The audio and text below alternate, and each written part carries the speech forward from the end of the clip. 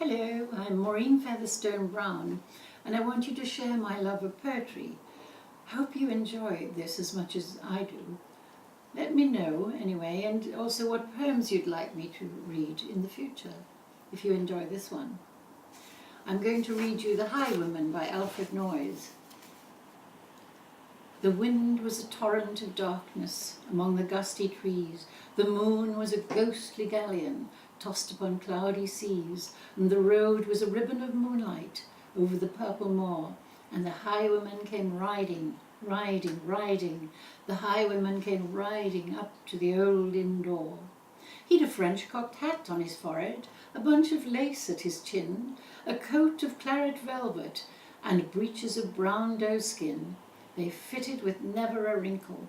His boots were up to the thigh, and he rode with a jewelled twinkle, his pistol butts a twinkle, his rapier hilt a twinkle, under the jewelled sky. Over the cobbles he clattered and clashed in the dark inn yard. He tapped with his whip on the shutters, but all was locked and barred. He whistled a tune to the window, and who should be waiting there but Bess, the landlord's black-eyed daughter, Bess, the landlord's daughter, plaiting a dark red love knot into her long black hair. And dark in the dark old inn-yard a stable wicket creaked, where Tim the ostler listened. His face was white and peaked. His eyes were hollows of madness, his hair like mouldy hay, but he loved the landlord's daughter, the landlord's red-lipped daughter. Dumb as a dog he listened, and he heard the robber say, "One kiss, my bonny sweetheart, I'm after a prize tonight, but I shall be back with the yellow gold before the morning light. Yet if they press me sharply and harry me through the day, then look for me by moonlight, watch for me by moonlight. I'll come to thee by moonlight, though hell should bar the way." He rose upright in the stirrups, he scarce could reach her hand, but she loosened her hair at the casement. His face burnt like a brand, and as the black cascade of perfume came tumbling over his breast, and he kissed its waves in the moonlight, oh, sweet black waves in the moonlight. Then he tugged at his rein in the moonlight and galloped away to the west. He didn't come in the dawning, he didn't come at noon, and out of the tawny sunset, before the rise of the moon, when the road was a gypsy's ribbon, looping the purple moor, a red-coat troop came marching. King George's men came marching up to the old inn door. They said no word to the landlord, they drank his ale instead, but they gagged his daughter and bound her to the foot of her narrow bed. Two of them knelt at her casement, with muskets at their side. There was death at every window, and hell at one dark window, for Bess could see, through her casement, the road that he would ride. They had tied her up to attention, with many a sniggering jest. They had bound a musket beside her, with the muzzle beneath her breast. "Now keep good watch," and they kissed her. She heard the dead man say, "Look for me by moonlight, watch for me by moonlight. I'll come to thee by moonlight, though hell should bar the way." She twisted her hands behind her, but all the knots held good. She writhed her hands till her fingers were wet with sweat or blood.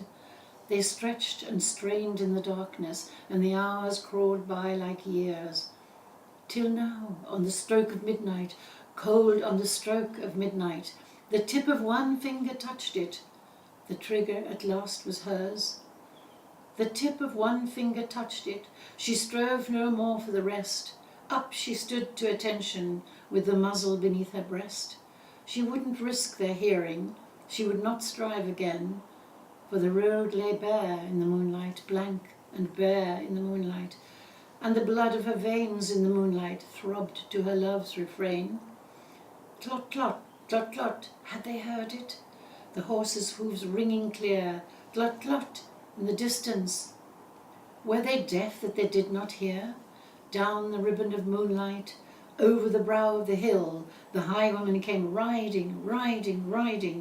The red coat looked to their priming. She stood up straight and still. Clot, clot, in the frosty silence, Tlot, tlot in the echoing night. Nearer he came and nearer. Her face was like a light. Her eyes grew wide for a moment. She drew one last deep breath. Then her finger moved in the moonlight. Her musket shattered the moonlight, shattered her breast in the moonlight, and warned him with her death. He turned. He spurred out to the west. He didn't know who stood, bowed with her head o'er the musket, drenched with her own red blood. Not till the dawn he heard it, and his face grew grey to hear how Bess, the landlord's daughter, the landlord's black-eyed daughter, had watched for her love in the moonlight and died in the darkness there. Back he spurred like a madman, shouting a curse to the sky, with the white road smoking behind him and his rapier brandished high. Blood red were his spurs of the golden noon, wine red was his velvet coat, when they shot him down on the highway, down like a dog on the highway, and he lay in his blood on the highway, with a bunch of lace at his throat.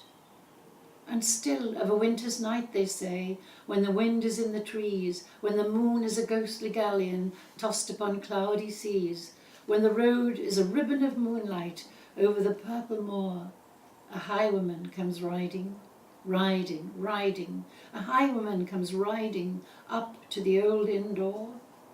Over the cobbles he clatters and clashes the dark inn yard, and he taps with his whip on the shutters, but all is locked and barred. He whistles a tune to the window, and who should be waiting there but the landlord's black-eyed daughter, Bess, the landlord's daughter, plaiting a dark red love knot into her long black hair. Thank you.